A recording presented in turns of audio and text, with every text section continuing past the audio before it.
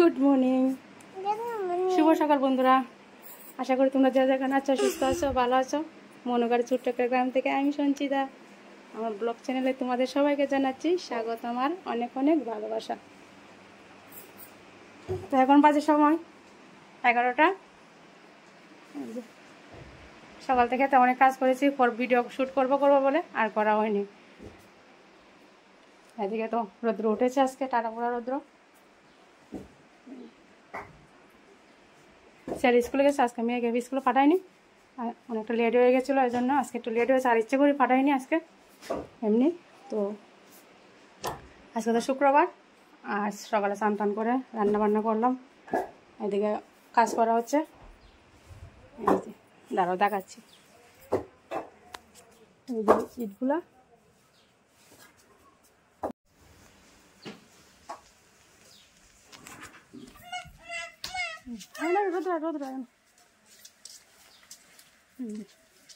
এখানে ইটগুলা এনে এনে এখানে রাখা হচ্ছে, এখানে ভাঙ্গা ইটটি এখানে রাখা হচ্ছে।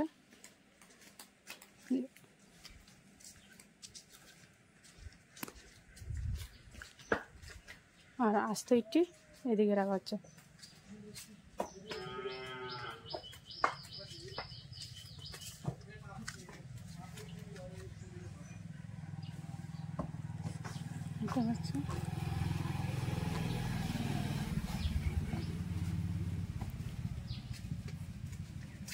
ওই জায়গাটা পরিষ্কার করা হবে।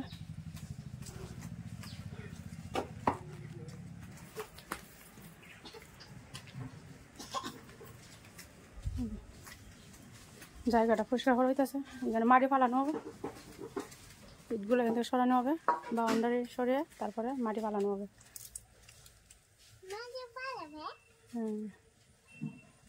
এই জন্য জায়গাটা পরিষ্কার করা হচ্ছে। সকাল থেকে তারা করছে।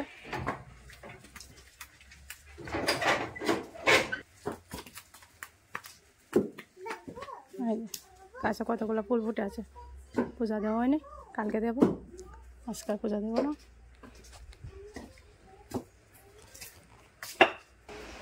ওইদিকে বাজার থেকে এসে পড়েছে, কে এনেছে দেখি। কচু, দেখি শাক, মিষ্টি কুমড়, তারপরে এখানে পেঁপে, ধনে পাতা, সবের জন্য মাংস। আজকে শুক্রবার, নিরামিষ হবে, এই জন্য। আর সকালের জন্য কি রান্না করেছি, এই যে সকালের জন্য বেগুন ভাজি বানিয়েছি। আর এখানে আছে ডাল, বেগুন ভাজি ডাল, আর আছে কাঁচকলা ভাজি সকালে খাবার জন্য। চলো ভাতটা বেড়ে নেবো, এদিকে খেয়ে নেবো। 11টা বেজে গেছে। এদিকে আবার শুকাশার কাপড়টি এখানে রেখে শুকাশা মুছতে হবে, কেন জানো? এদিকে আবার শুকাশার কাপড়গুলো বের করে নিচ্ছি, সবগুলো বের করবো এখন। বের করে এই যে কাল এই যে জল উঠেছিল, দাঁড়া দেখাচ্ছি,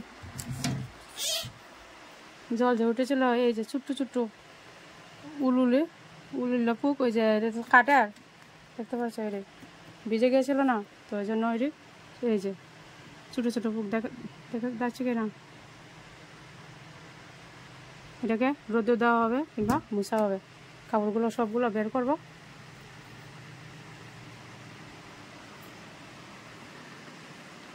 তো জলটা উঠে একদম সুগাসটার কাম শেষ করে দিয়েছে, এত সুন্দর সুগাস আমার। চলো সবগুলো কাপড় বের করে নিই।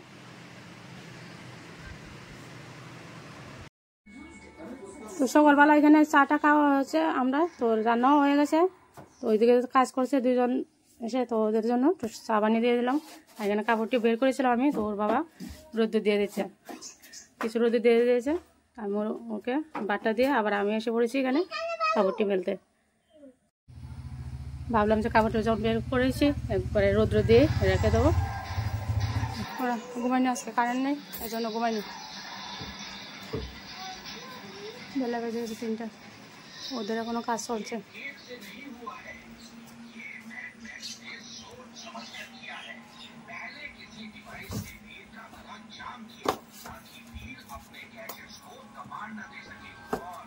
চলো এদিকে দেবো, ঠিকঠাক করে রাখছে।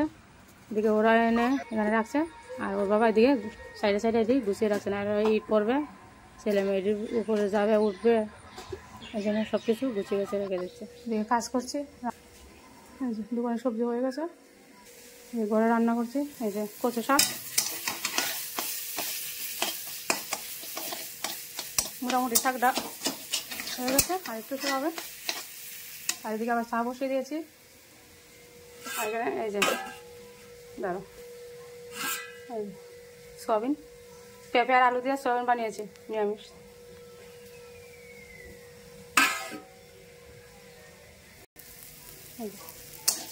কচুটা মোটামুটি হয়ে গেছে, আবার নামিয়ে নেব জিরা দিয়ে।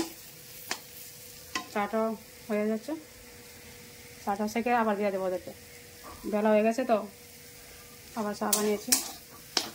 স্নান কখন করবো বাচ্চারা কখন ঠিক নাই, আগে চাটা খেয়ে নিক, আরও রয়ে গেছে কাজ।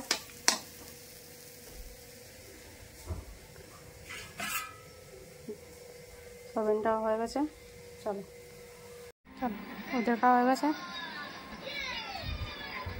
এখন ওর বাবা খেয়ে নেবে। এখানে বেগুন ভাজি সকালে, ডাল, সয়াবিন, কচু শাক।